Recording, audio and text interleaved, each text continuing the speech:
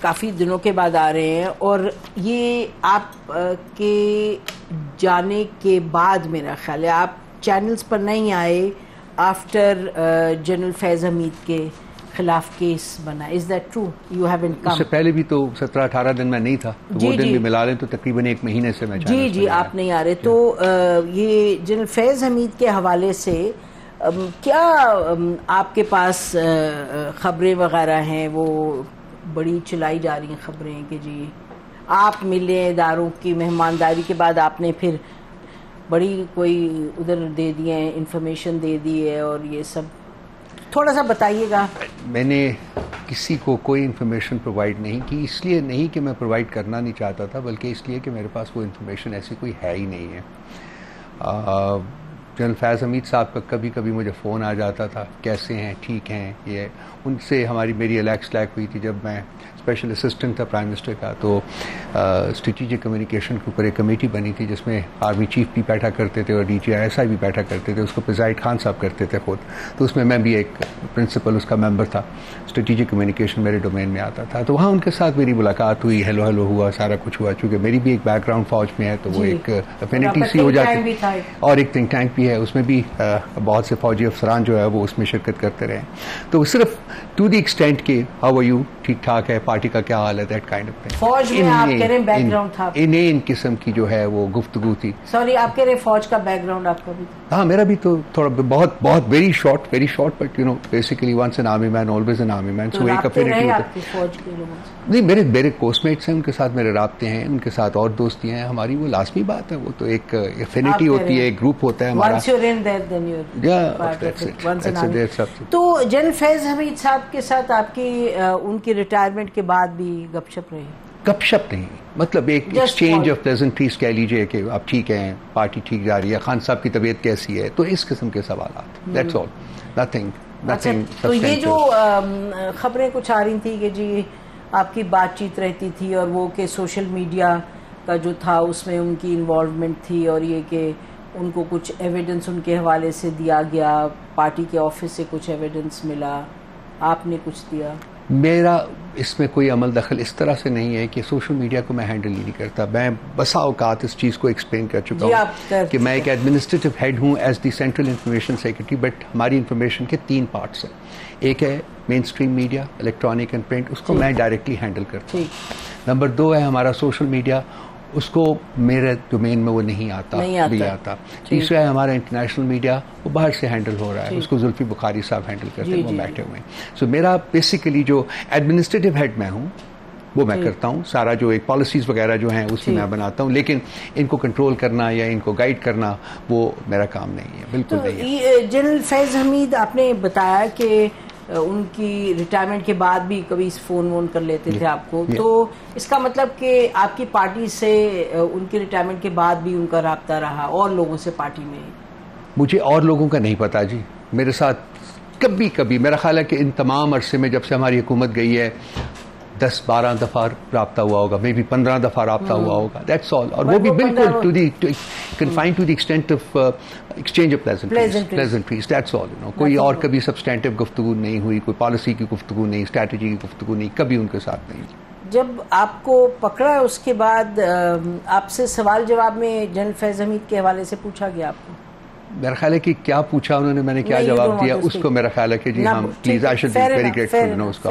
اچھا یہ بتائیے گا، ایک تو یہ معاملہ کہ فوج سے بات چیت کریں، اور اس سے بھی پہلے آپ نے فرمایا کہ آئین کے دائرے کار میں رہتے ہوئے چلیں گے تو بات ہوگی.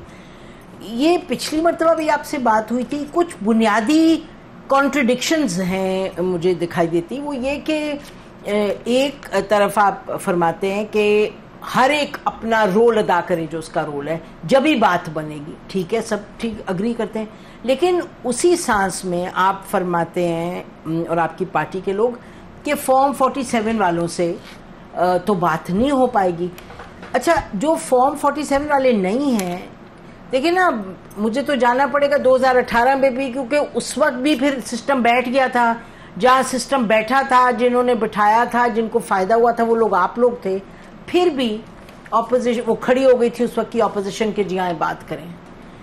یہ کس طریقے سے ریزالو ہوگا؟ دیکھیں نا آپ لوگ خود کی جو پوزیشن ہے اس میں بھی تو ہے نا کانٹرڈکشن.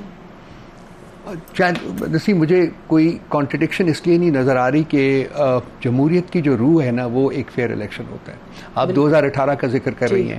ہماری کنٹینشن اس کے بارے میں یہ ہے کہ وہ جب بیٹھی تھی مشین تو ہمارے 35 سیٹیں لی گئی تھی تاکہ ہم ولنریبل حکومت بنائیں, اور اس کے بعد وہ پھر آپ کو پتا ہے کہ وہ ہمیں جو لوگ لے کے دیے گئے تھے وہ کس طریقے سے لے کے دیے گئے تھے.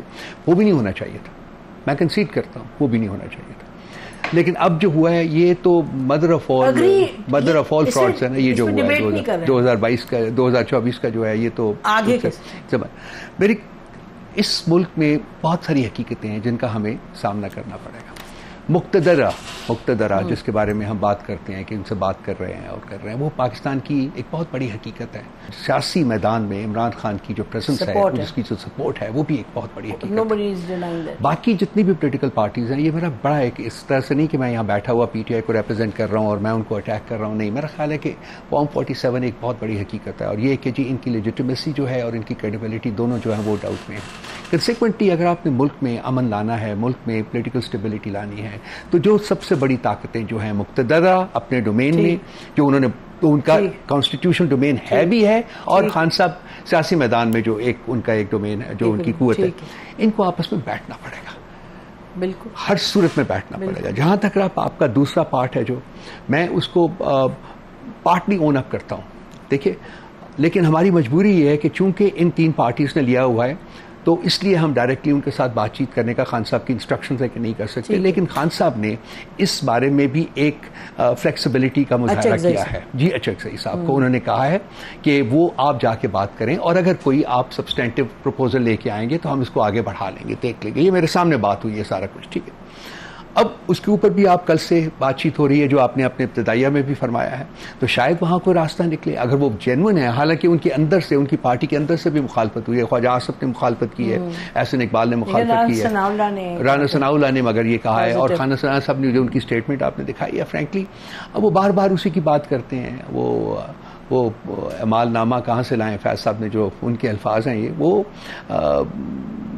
کسی کے پاس یہاں اتنی لیجیٹمیسی نہیں ہے کہ وہ اس قسم کا کوئی عمال نامہ دے. جہاں تک 9th مئی کا تعلق ہے, ہم نے ایک کنسسٹنٹ پوزیشن ہے ہماری کہ جی پلیز اس کے اوپر ایک آپ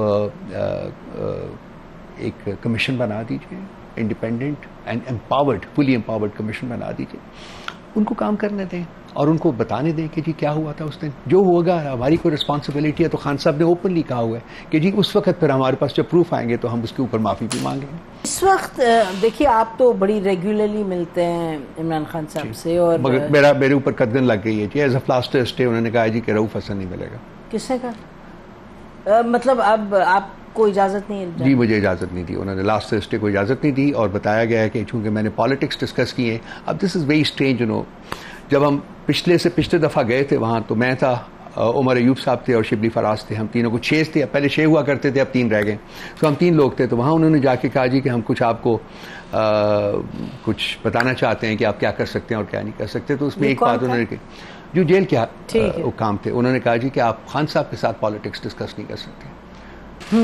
میرا خیال ہے یہ چھیڑا چھاڑی یہ تو یہ رہے گی, اور اس سے بھی بڑھ کے رہے گی, کیونکہ ابھی I think it is a battle mode. ابھی تک بیٹل موڈ ہے, بالکل انٹینس بیٹل موڈ بہت ہے.